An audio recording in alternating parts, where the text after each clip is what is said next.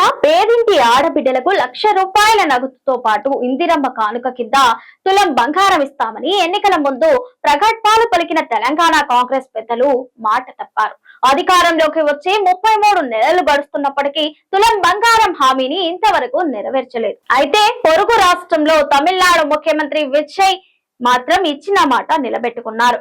తాయి మామన్ సంఘ మోతీరామ్ తిట్టం స్కీమ్ కింద ప్రభుత్వ దవాఖాన్లా పుట్టిన ప్రతి నవజాత శిశువుకు గ్రాము విలువ గల బంగారు ఉంగరాన్ని ఇస్తామని ఎన్నికల్లో విజయ్ హామీ ఇచ్చారు.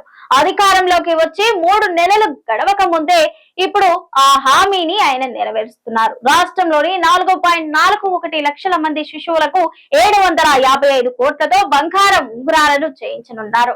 ఈ మేరకు ప్రముఖ జ్యువెలరీ సంస్థలు జోయలుకాస్, కళ్యాణ్ జ్యువెలర్స్ కి ఆర్డర్లు ఇచ్చారు.